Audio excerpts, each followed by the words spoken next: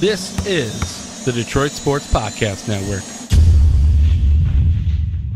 This episode of Two Bad Hombres is brought to you by the Legacy Football Organization and Top Cat Sales. And our newest sponsor is the Legacy Football Organization, which was founded in 2009.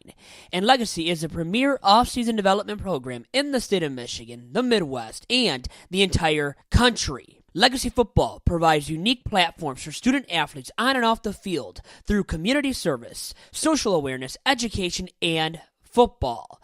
And Legacy Football consists of a staff of many former NFL players and collegiate stars, such as former guest on Two Bad Hombres and former Michigan State All-American linebacker and a Super Bowl champion, Greg Jones.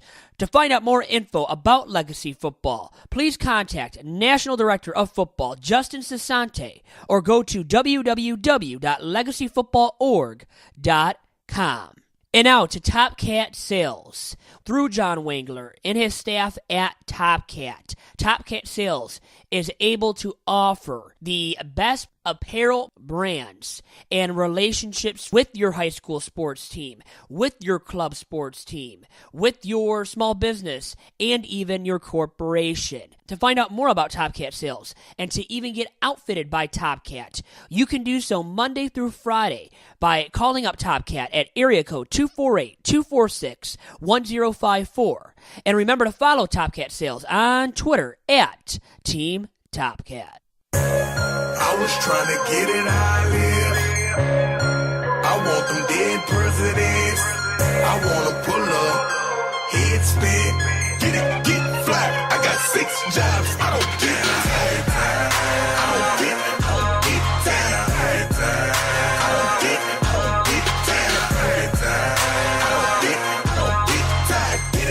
And we are still not tired on this week's episode of Two Bad Hombres. I am your host, Vito Geronimo Churko, along to my usual sidekick and broadcast partner in fun. That is Doc from Doc and Jock, John Charles Macaroon. John, how are you doing?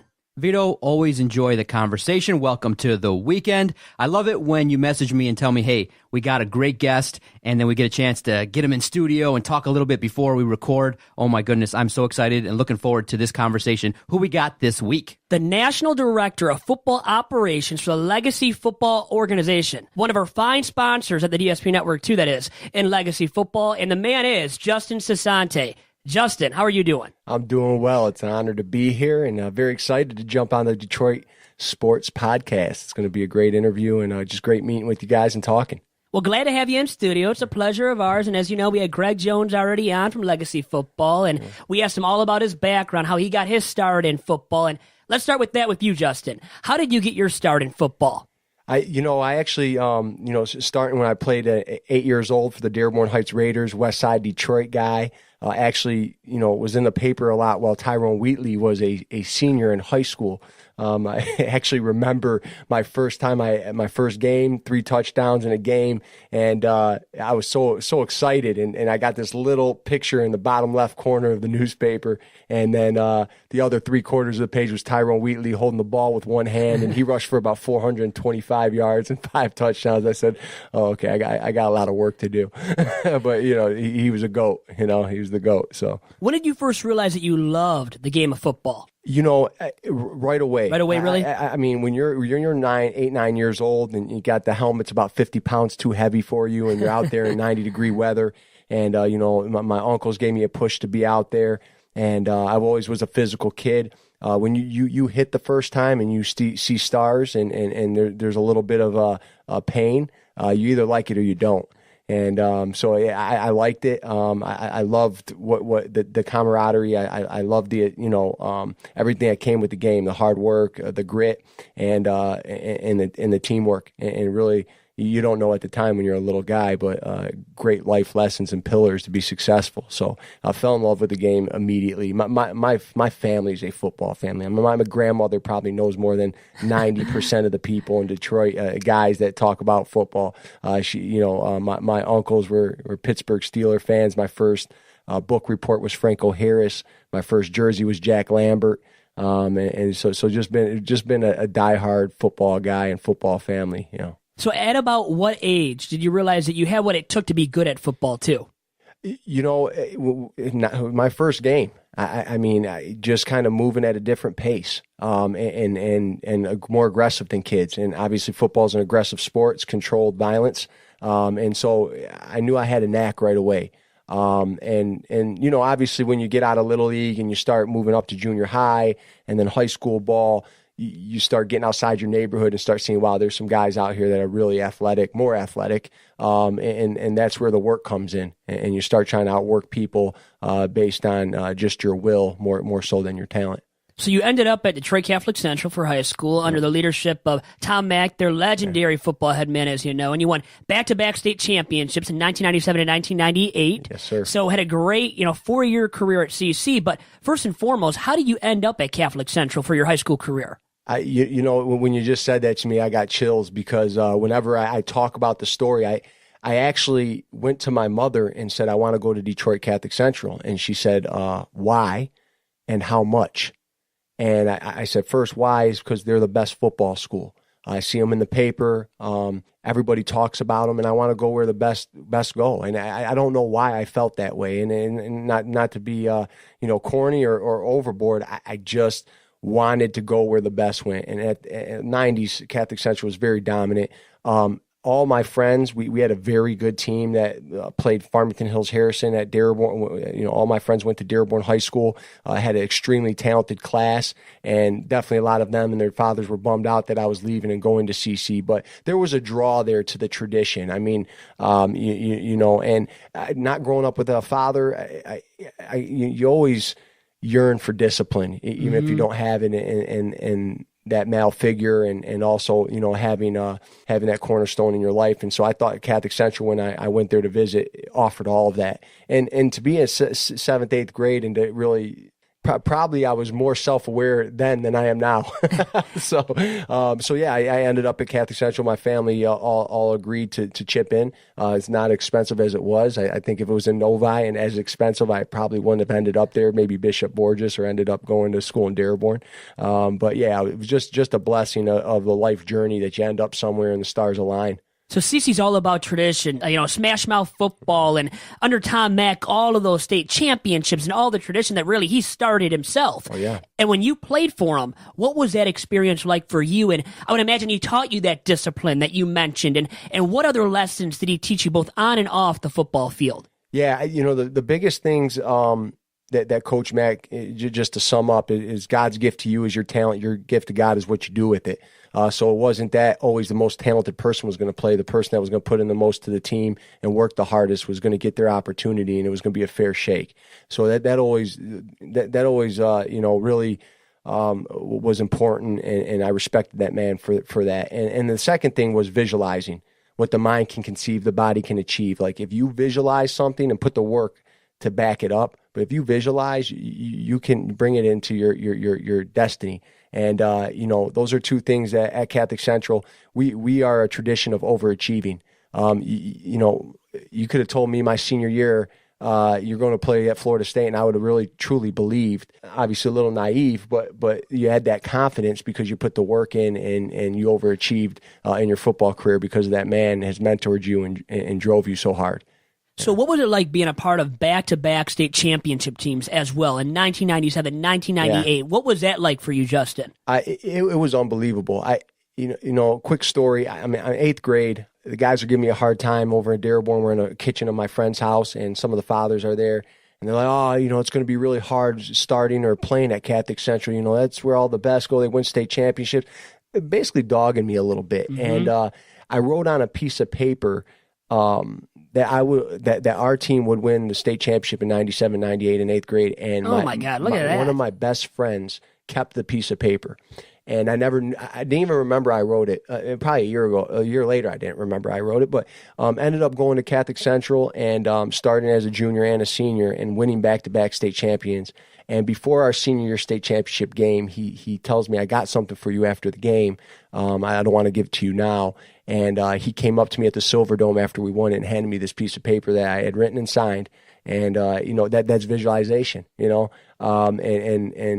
I had a chip on my shoulder. I wanted to prove people wrong. I wanted to prove people I could go there and play, and not only play, but become a great player at Catholic Central. And that experience of brotherhood and taking that journey twice in a row. One year when they said we were going to be the worst team in 10 years at Catholic Central, and the second year, my senior year, going wire to wire #1 and being top 14 in the country, USA Today, was unbelievable. I mean, just the journey and the experience of doing that, and the talent that we were playing week in and week out. And the Catholic League was different. You had the DePores and Divine Childs were still strong, and Bishop Gallagher's, and then, you know, the Rices and Marys and Dells.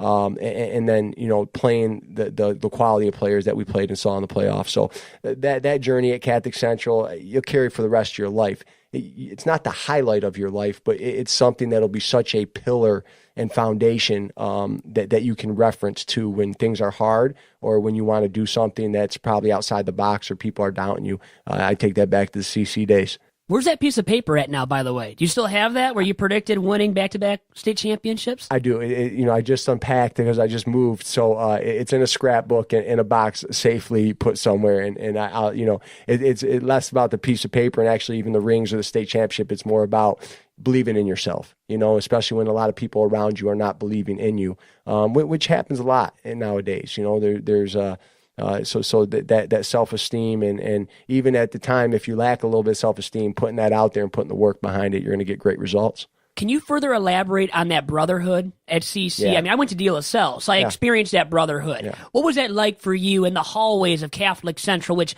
you know, an all-boys school, which not everybody goes to an all-boys school, and like De La Salle as well, so I experienced that brotherhood firsthand. Describe what that was like for you in the hallways of Catholic Central. You know, my first year, you know, I didn't know what lacrosse was when I got there, and a lot of the kids weren't from the same neighborhood from me. I grew up by Rouge Park on the border of Dearborn Heights, Detroit, single mother household. At that time, CC was more, I would say, diverse as far as economic backgrounds, and somewhere I hope we continue to get back to. But the brotherhood in the beginning was tough to understand. And there was a time I walked out of CC and said, I'm never coming back. Really? Now, why was that, and when was that for you, Justin? You know, I felt like my sophomore year, I was a captain and had a great year, and thought that I wasn't getting moved up to varsity. It was a mistake by me jumping to you know, assuming that I wasn't, and some lack of communication with the coaches at the time. And I had walked out. I said, you know, I've sacrificed a lot here. I was working in the bookstore. You know, we didn't have a lot of money. You know, was putting in a lot of time and work just to be there and sacrifice, and my family specifically. And so, you know, as a young kid, and nowadays you see it all the time, but, you know, there was no social media to vent on, or, you know, to go people reaching out to you to transfer here and transfer there. I just was ready to get out of an environment that I wasn't comfortable in. I wasn't from there. Even when somebody would maybe make a mom joke, you know, that didn't go down in my neighborhood or with my group of friends. You know, there were certain places you didn't go. So, you know, I had a couple scraps my first year there, but when they reached out and showed some compassion for my situation and really took some accountability for the miscommunication, something clicked. And that the year before my junior year in high school, those seniors, guys like Joe Scroy and Chris DeWicki and Joe Jonah and Adam Tabaro, they really led the way to take us under their wing, wanted to do something great. And that's the first time I really started seeing our brotherhood. And to backtrack a little bit, we were 5-3 my freshman year. That was unheard of at Catholic Central. I mean, at CC, you might have lost one to Brother Rice, but you were going undefeated most of the time. We bounced back our sophomore year. They moved nobody up during the season, and we went undefeated. Beating an Inkster varsity team at their homecoming. They scheduled a JV versus varsity, and that's when I started feeling the energy. I just wanted to make sure it wasn't about politics, you know, that it was about practicing what you preach. You work hard, you're going to get on your field, and you're going to get a fair shake. And CC really doesn't start freshmen or underclassmen.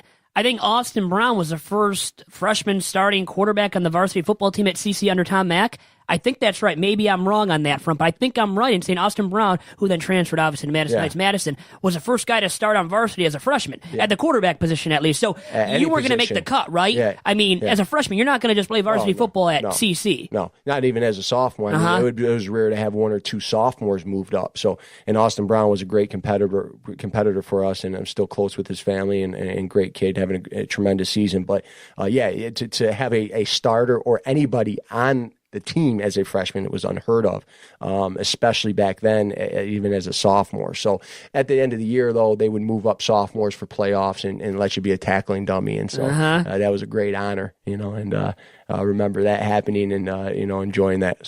So you went off to college. You played college football at Grand Valley State. How did you end up there? Yeah, ended up transferring to Grand Valley State from a D2 in Indiana. And the year that I got there, I think we had 38 Division I and JUCO transfers.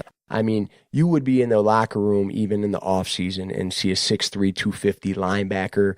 Where are you coming from? Virginia Tech. Where are you coming from? North Carolina. Where are you coming from? Nebraska.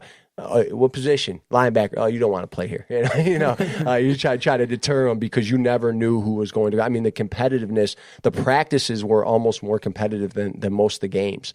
And I had a great mentor when I got there, Matt Hordisky, whose brother played there as well. Those guys were legend linebackers and really taught me how to work in college and more so the classroom, watching film.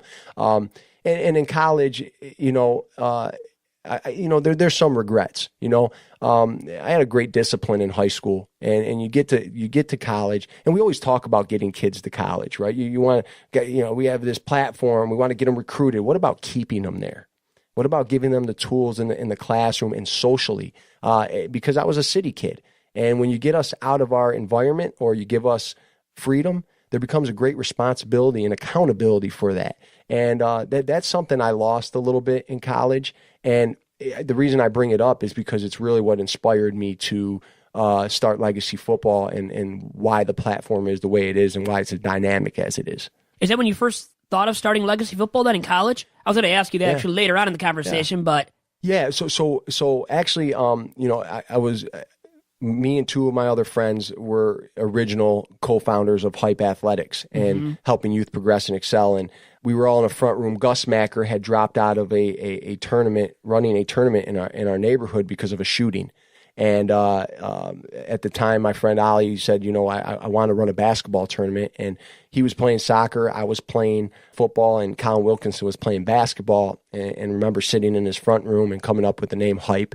And becoming more of a basketball tournament that was like a block party, like a neighborhood thing. And we were all from the neighborhood, so we had respect, and people weren't going to intentionally mess it up. Now, there was a lot of tense situations, but and so that's really where starting in sports, youth, helping in social awareness, education, and specifically the athletic development started for us, freshman year in college. So all of that Division I talent at a D2 school in Grand Valley State, and then you guys won the Division II National Championship in 2002. What was it like being a part of that team, and how good was that team too?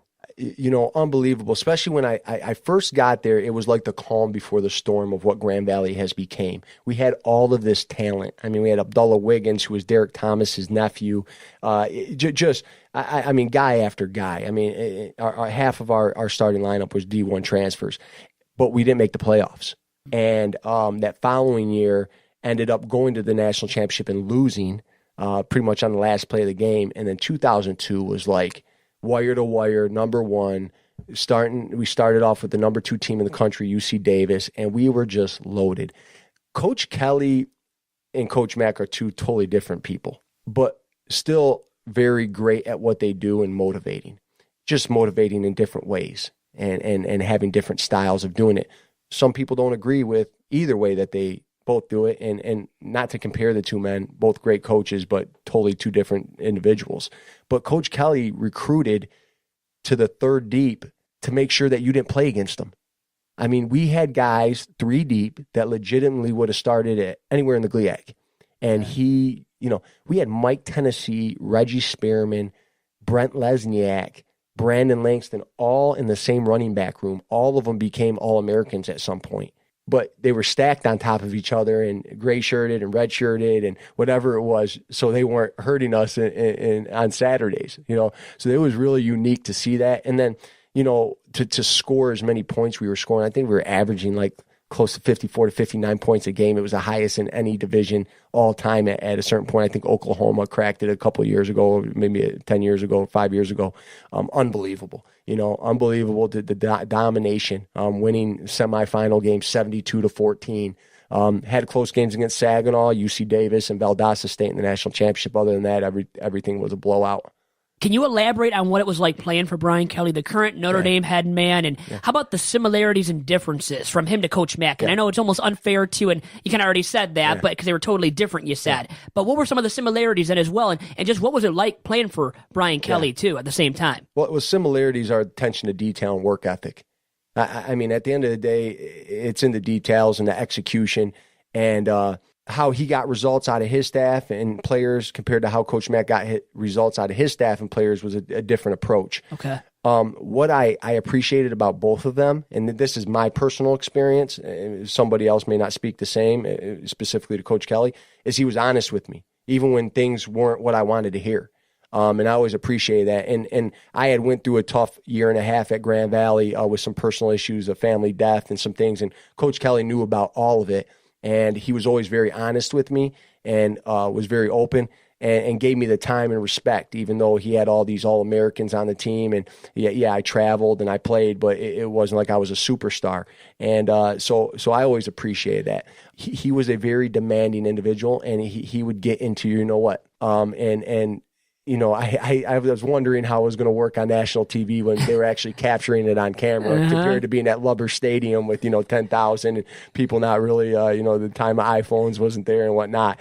And probably, sometimes taking it overboard. But at the end of the day, he was able to get players that were not together for 4 or 5 years, that sometimes were together only for 6 months, and get them on the same page to play for each other and run through a wall to win a national championship. So for that, I got a ring that I will always respect him, and I always respect that he never lied to me. So you were around for some great Grand Valley State teams, obviously. No doubt about it, as you said, winning that national title, too, in 2002. Yeah. How do you think those teams that you played on compare to some of these strong FBS Power 5 schools?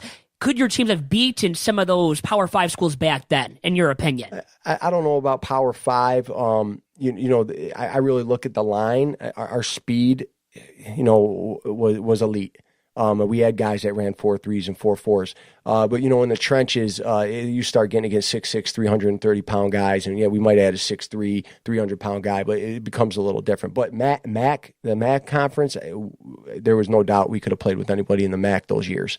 We were that good, and we were stacked. And it wasn't, again, it was guys coming from JUCOs that should have been playing D1 or Division I guys that were playing, and whatever reason they left, they came to Grand Valley. Did you think Brian Kelly would be as successful as he has become as a Division I head football coach now?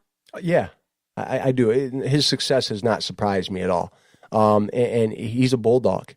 I mean, he's going to get his eyes on what he wants to do, and he's going to get it done. Whether that fits the culture that he's at Notre Dame, or he would have been better fit at a Florida State, or whatever it may be, time will tell. And he's having a great season this year and has had success at Notre Dame. But yeah, it's about a person's work ethic and their consistency and their execution, and he's always had that, and he's able to motivate. I think that he has changed probably a little bit of how rambunctious or aggressive he is in his motivation, but I'm sure that he still gets at it. Do you look back at it now, and are you appreciative of the fact that he instilled discipline and was very critical of your style and things like that? Because sometimes we have discussions about how coaches can reach players, and some will say maybe you got to be a little bit more sensitive to coddle players, just a little bit more, praise them a little bit more. Or some will say, you know what, a coach like that, coach like Bobby Knight or Brian Kelly that gets in your shit and just gets in your stuff, maybe, is what's needed to actually draw something out of you. Do you appreciate that? Do you appreciate how he coached you? Man, it's a great question. It was such a contrast between him and Coach Mack. I mean, Coach Mack was a father's disappointment. You wouldn't hear him cuss, and you really hear him raise his voice. And when he soft-spoken, much more right. And when you knew if he raised his voice, you knew something was really wrong. Coach Kelly was every day chopping down at you. And what I appreciate about that is that's really preparing you for life. life doesn't have a lot of sympathy every day, whatever you're going through. And he was going to break you down, or you were going to build up enough oomph to be able to play for him. And basically, if you could make it through practice and make it through what the coaches put you through, because there were some great coaches on that staff. I mean, you're talking about Jeff Quinn, one of the greatest line coaches I've ever seen, Chuck Martin, who's the head coach at Miami, Ohio, probably one of the best coaches I've ever been around. Those guys and Coach Kelly, I mean, that's a great crew. Plus the coach Gold Burton, that's at Michigan State now. He was on that staff at D-line. So, if you could make it through practice and make it through what they put you through, the game was nothing. The game was nothing. I mean, whatever stress you were going to experience during that time of the football game was nothing probably what you experienced during the week. And then Chuck Martin went to ND with Kelly, and now he's at Miami of Ohio, as you said. Yeah. Now, what have you taken from both Tom Mach and Brian Kelly with you to this day that has really helped you out and what you do now with Legacy Football as the National Director of Football Ops? Yeah, it's awesome. I coached at Catholic Central for 15 years, resigned this year as a defensive coordinator for some family, take care of some family things, hopefully getting back on the gridiron. But I would say that I probably coach more like Coach Kelly. Okay. And it's just because it's my personality and it is part of who I am. I don't try to fake who I am. I would like to transform into somebody more like Coach Mach as I'm getting older. I don't know if I can keep up the energy. And Coach Mach's tried to mentor me to say, look, you can't bang on them every day. But it was the same approach. If they can deal with me in practice during the week, the games and the intense situation they're going to be in the game day is not going to be that tough. I've taken a lot of that fire from Coach Kelly, but also understanding that now in the society we live in and the kids that we're dealing with, there has to be a different approach based on personality. And Coach Mach has really taught me that. And you still talk to both guys fairly often too? Coach Kelly, not so much. I ran into him at a coach's clinic. He asked me how my crazy ass was doing. And, look at that. Love it. But Coach Mach, I'm very close with. I mean, really consider him like a father figure, and very grateful for the time when I came home from college that he got me into coaching and that we still have a relationship. Last time I saw Coach Mach was at a round table for Fox Sports. Saw that, Coach Harrington, Coach Fracassa, Coach Carter, Coach Mach, and I got to be a fly on the wall. Probably the coolest thing I've done in my football career and being around those guys, legends. Yeah. So what does it take to be a coach, a high school coach of young athletes? Because like you said, now you got to kind of take your old experiences and apply it now to 2018 and the 15 years that you spent. You look at it and you say, wow, what a challenge, because you got kids from all over. You got to deal with different personalities. You almost got to be part-time like a psychologist, like what I do. And you look at it and you go, wow, the ability to mold men and try and build an organization and work toward a common goal. It's really challenging. What's it like being a coach, and what tips can you give those that maybe are interested in potentially being a coach, whether at the high school level, at football, or any other sport? Well, whether kids during any generation lack social skills or, they're soft or whatever you want to call them, as every generation calls the one previous before them, kids are not stupid. And they know when they see genuine, and they know it's about relationships, and if you're willing to put into that relationship and if you're serious about it. And so I would say to any coach, the foundation of being a great coach is really caring and doing it for the right reasons. If you're not doing it for the right reasons, you're never going to find the success, which success is impacting these young men and being a builder of men. And that has been the biggest contrast as far as what legacy football is and then how I am at Catholic Central. I'm very hard, very edgy at Catholic Central, and at Legacy, I still have a lot of passion, but I also understand that these aren't the kids that play for me. I don't see them day in, day out. I don't know what situations they're going through as much, so you don't know what you'll say to a kid to possibly break him down when you're really trying to build him up. And also, they're a customer. I mean, right? They're typically paying for a platform or coming to you to get a result, to develop and to compete. So I've really worked on trying to make sure I draw a line and not crossing that to be a CC intense coach at the Legacy. Not that there's not an intensity, it's just the way you go about it on a day-to-day basis. Could you see yourself being a head coach one day at the high school level at least? Is that a goal of yours maybe as well? It's not a goal. And it's because of how busy we've gotten and how much legacy football has grown. And that's been a blessing of the people that have been around over the last 9 years to help build that up, the families and the players that have been involved, and the trust of the high school coaches that we've received for doing it the right way over the years. And building this organization that's now in 7 states and, bringing the national players over, way beyond what I ever expected. We just always continue to wake up and try to execute every platform to give the best success to the kids and best opportunity for whatever it served the purpose, whether it was recruiting or development. And now it's became this monster that really why I got into it, I don't even get to do as much, is to coach. I'm more on the administrative side, operation side, and managing. I don't know if that'll ever allow me to get back to the football field, especially as a head coach. I can never see having the time. I think you need to be in the school to be a great head coach and to have that connection with the kids. And then I'm not into half-stepping anything or putting one foot in and having one foot out, especially when it comes to kids and their small window of opportunity to enjoy high school football, greatest game in the world, especially at that level.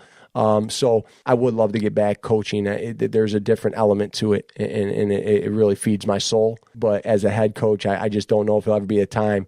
We're obviously talking about an international sports academy at Legacy, but even then I would hire somebody to be a head coach and be more of a football ops guy. So. Now, how about the current top 4 in the college football playoff rankings? So let's really open it up now and get your opinion on some college football news and notes. And about Brian Kelly's Notre Dame Irish to start off. Yeah. Now, have you watched them closely enough to kind of give an opinion? And if so, what do you think about the Irish being ranked number 3 currently in the college football playoff rankings? Yeah.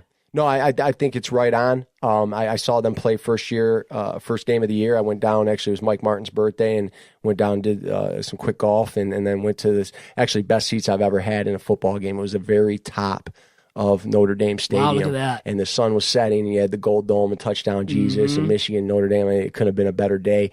And then watching that quarterback change. But the speed on defense, their ability to run sideline to sideline, and their front has gotten a lot better on both sides of the ball. I think they're a great Big Ten type of team, offense, defense, special teams, disciplined. When you get down to the Clemsons and the Alabamas and the speed you're going to see there and the depth, and especially long seasons and injuries, it's hard to believe anybody's going to compete with those two, especially Bama. But look what happened. Georgia had them on the ropes. Clemson beat them a couple of years ago. And this is a whole SEC, and I just think there's 2 different styles of football, and then you start talking depth and recruiting. Well, there we go. Can anyone dethrone Bama? I wanted to ask you about that. And Michigan might be playing them in the semifinal round, at least of the college football playoff. As of right now, that's how it's aligned to happen. Yeah. Could you see Michigan pulling off that upset in the semifinal round against Bama? If I was a betting man, which I'm not, I would say no. But I'm a huge Michigan fan. I got a lot of kids that I have, relationships with, came through our program. I know the coaches, know people in the administration. So I would be rooting for Michigan very heavily. They would just have to play a flawless game, and they would have to make big things happen on special teams, turnovers. I think they have a tremendous defense. I would say on the line side, offensive line side, that's where they would struggle the most. I mean, to see the Bama defensive line, the tackles, the 3 technique, and they can rotate 4 guys in that all can play and get a rush and be fresh. That's really where the game starts up front. If you can't handle somebody up front, you're going to have a long day, and it's going to be very hard to win. Now, let's get into legacy football a little bit, open that discussion up. Now, you had mentioned setting up and establishing an international academy in future years. And now, what are the plans for that, and when could that happen for legacy football, Justin? Yeah, we were already certified as a school. We don't want to go down the domestic route. So there's been rumors of that. I want to definitely settle that on air. We're not trying to run club teams and then have kids come in and then recruit them to a school. That's not where our heart is. That we don't really believe in that IMG type of academy. We believe in high school sports, and we also believe in developing. We believe in multi-sport athletes, but there is a huge market out there from Mexico to Brazil to Germany, Poland, Switzerland, Sweden, Canada is a huge hotbed for great talent. You can really see what happened in basketball. You might not have as aggressive players, but there's a lot of talent, and they're very fundamentally sound to make up for that lack of aggressiveness when they were playing against American ball players. And now you would argue that they play better fundamental basketball than our kids because of the AAU circuit. With football, our group has been bringing over Europeans with our partner Europe's Elite, he's actually at the Last Chance U documentary. He's at the school down there, Independence, right now, the owner of that, great man, Evan Harrington. But we've had a relationship and bringing about, 10 to 20 European kids over every year for the last 3 years on our college camp tour, which we go to like 9 colleges in 6 days, visits and camps, and to get kids exposure. And that's really the best way to do that, is to get in front of the college coaches. We brought a kid 6'6", 300 pounds from the Congo this year. He had 5 offers in his first day in the United States. So there is kids over there that are very talented. They're specimens. They're athletic. They're smart. They're not as aggressive by nature and culture and haven't been playing as long. So that's going to impact them, and they're raw, not as coached up or have as much education of it for coaching or coaches with experience. But when they get over here and the educational system is different in Europe, they're usually stopping in their sophomore year and either going to trade school or they're going to go to college if they had the grades.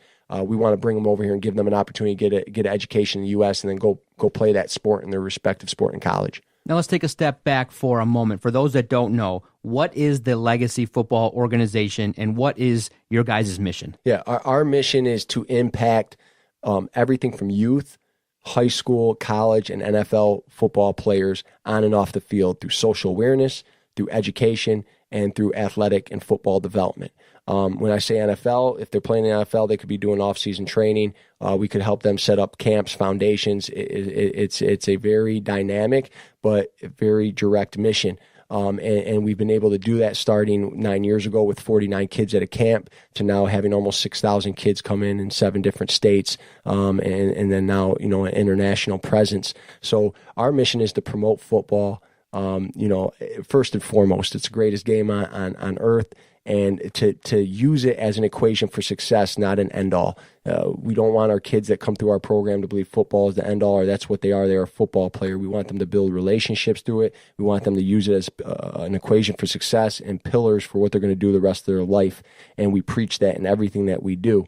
But our mission definitely is to utilize this great game as the platform to introduce all those things that need to be successful in their life as young men. Now, there's a Legacy Center in Brighton, an amazing place, one in which I've had an opportunity recently to go out there, one of my first times out there in Brighton. Really interesting place there. Talk about that. Yeah, Rodney Goebel, Michigan baseball captain, early 90s, while the Fab Five was there.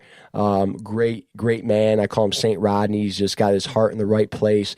Him and his family and other investors really wanted to do this the right way, and they have.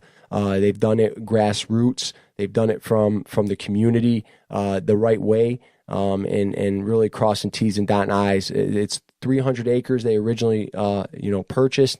100 of the acres is sports facility. You got 6 baseball diamonds, 8 outdoor fields, 2 indoors, 1 with stadium seating and the football lines and hashes. I call it the football field house. I'm kind of biased.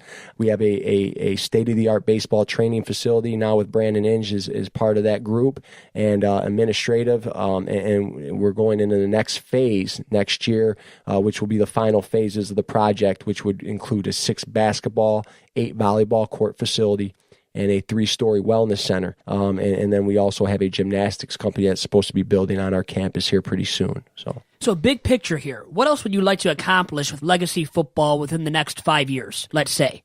I want it to grow, but I want it to grow the right way. I don't want it to be watered down. So I don't envision Legacy Football being in every state. I believe in being in every region.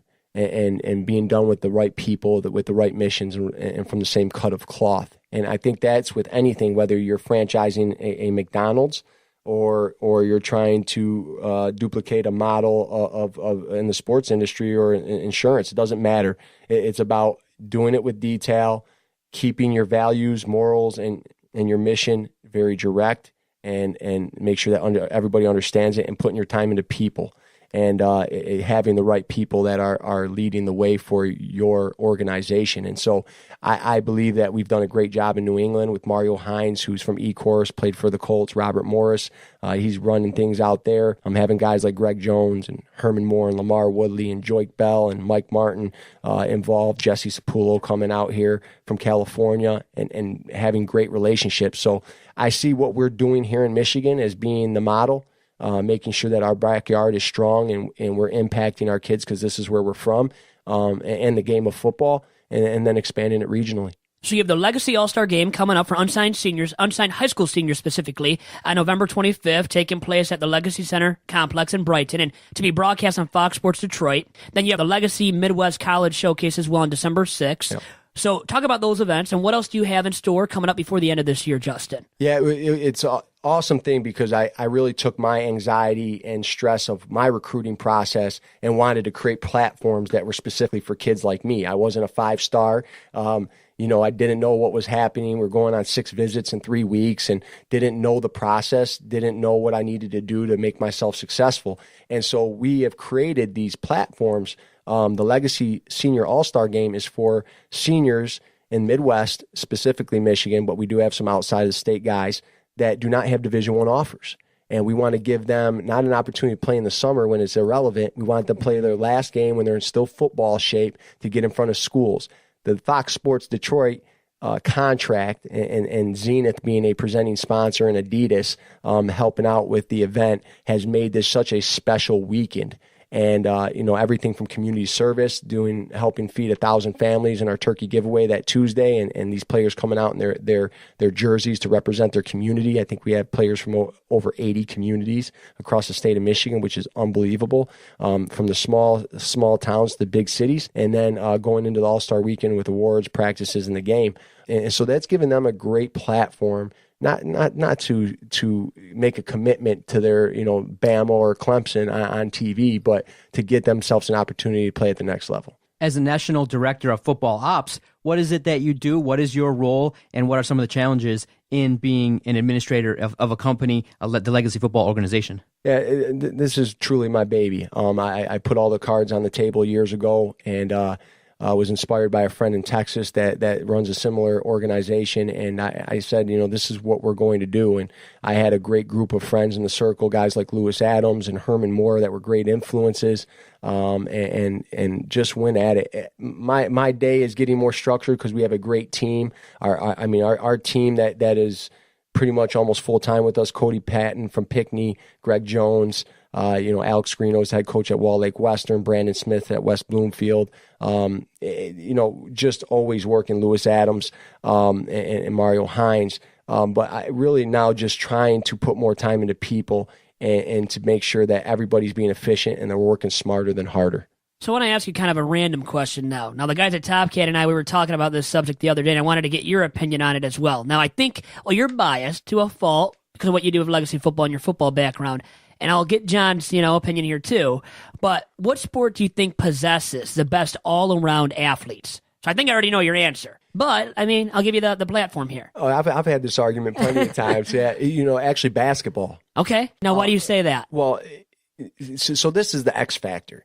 If you put a basketball player that can't take the stamina of physical contact, you're going to have a completely different athlete. And that's why I think football is so unique. When you take lacrosse or wrestling and boxing and baseball and everything and eye-hand coordination and speed, then I would say football is that second close. But if you're just talking about jumping, running, cutting, and for the size of these human beings and how they're doing it is unbelievable. A guy like LeBron James, if he can deal with physical contact, he would play any position he wants on the football field. You got guys like Dirk, man, great guy, can run, he's got great coordination, he's 7 foot. Mm-hmm.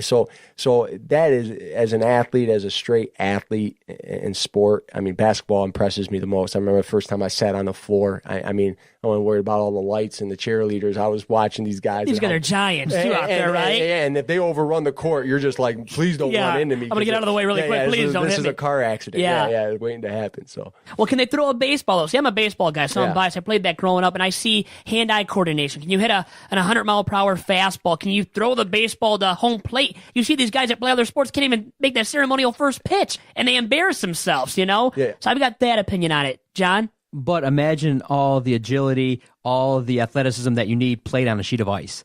So for me, my opinion kind of sometimes lends towards the game of hockey. Because you can't skate yourself? No, I cannot get on that. Exactly. I knew I was leading to that. There we go. I can get out there and not really fall, but it's just something that's so challenging. And when you actually go see it live, you can see how fast these athletes can adjust and shift. And it's especially when you look at it going front to back and, you know, going from offense to defense, it takes a lot of agility. And then obviously another game that I'm terrible at, golf. It's unbelievable that sometimes you just get that one shot in a round that makes you go back, but the ability to stand over a ball. It seems like the game of golf is relatively easy. You stand there, take a club and whack it. But there are times when what you perceive in your brain to be a great shot goes 10 feet in the air and you whiff. It's unbelievable the amount of hand-eye coordination. The smallest mistake will take your ball flight anywhere. And sometimes you really look at it and you say, there are times where you stand over the ball, and I'll be honest, I don't know where it's going. Yeah, but yeah. They can keep their shots so sometimes it's 99%. And there's young guys and old guys, but when I look at golf, I see it, well, there's old guys that can golf. Yeah. So how athletic do you really have to be? And then Tiger Woods, could he play football? But he's built. Yeah. He's shredded. Yeah. But is he just muscular and can hit the ball really far and accurately? I view golf like that almost too, Justin. And I look at a sport and say, what access does the majority of the population have to that sport? And lacrosse and baseball and hockey, baseball I should take out, I'm sorry, lacrosse, hockey, golf are not those. I mean, I couldn't afford hockey growing up. So I look at that, what's the majority playing, and then what's the basis of sports, jumping, running, and cutting. But it's all X factors, ice, eye-hand coordination, football and stamina and hitting and the adrenaline rush of a 4-second, 5-second adrenaline rush. It all brings a different aspects. That's why it's a fun argument. Well, yeah, then you look at the transferable skills.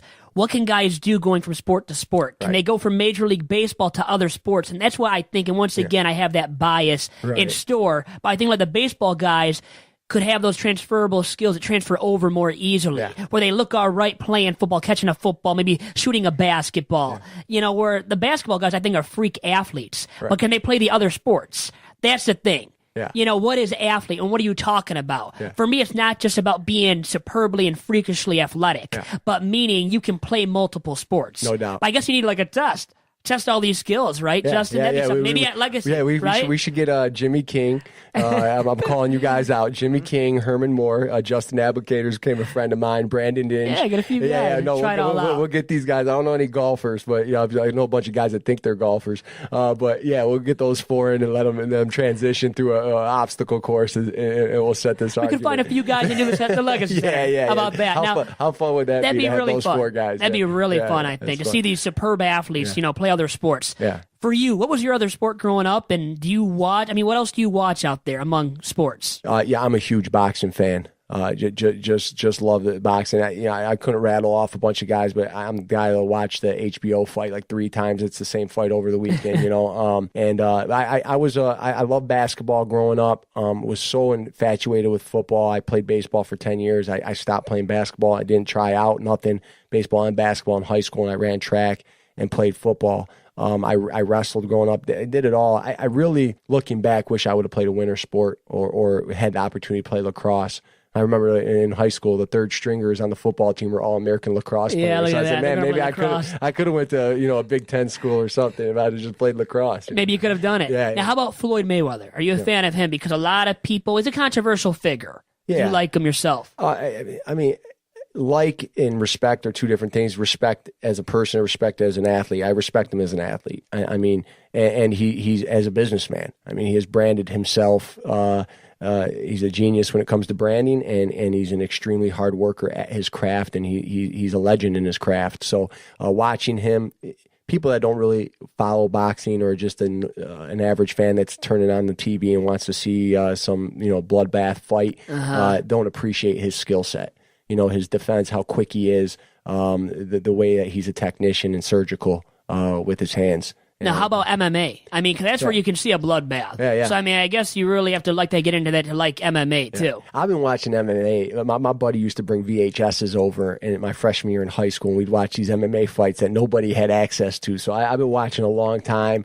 I'm not wearing Affliction shirts, and no offense against anybody who does, and trying to, get in an MMA gym or anything like that. But yeah, I do. I watched the most recent Conor fight, and it was pretty crazy what happened at the end. It was. Yeah, the antics. There's no place for that, especially how much they've built it up to being actually a legitimate sport. But those guys are nuts. I mean, anybody who's well conditioned, wrestlers, boxers, but MMA guys, they really do it all. Anything else you want to pitch before we let you go here on Two Bad Hombres? Yeah, real quick. I just want to thank you guys, man. What awesome conversation. How much fun. We got the Legacy All-Star game coming up the Sunday on Fox Sports Live, presented by Zenith, 11:25, and then 12:06 is the College Expo. We'll have 120 coaches from 60 schools, 10 different states. D2, D3, NAIA, great opportunity, 9th grade to 12th graders to get evaluation exposure to colleges. And then our statewide 7-on-7 league is featured on ESPN, the only one in the country.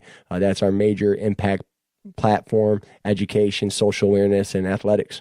You can follow the Legacy Football Organization on Twitter at LegacyMI_FBALL to get in touch with them and to see what's upcoming. A great organization, a great sponsor of the Detroit Sports Podcast Network and Two Bad Hombres. We greatly appreciate the time that we have spent with Justin Cessante, and we can definitely take away his passion and his drive and the ability to set goals. And we appreciate you sharing your messages as a coach and now as an administrator of the Legacy Football Organization. Great things are ahead, and we look forward to being on the ride, being part of the journey, maybe even a little small part of it. So thank you so much. I really enjoyed it. You lived up to the hype, man. When Vito told me all about you, I was like, oh, man, this is going to be a great conversation. You more than delivered, and I appreciate your time. Thank you. God bless everybody out there, and go Michigan, go Michigan State, go Detroit. Thanks for all the time. You're a fiery guy. We love the passion here on Two Bad Hombres, and we'll talk to you guys again next week for another episode of Two Bad Hombres.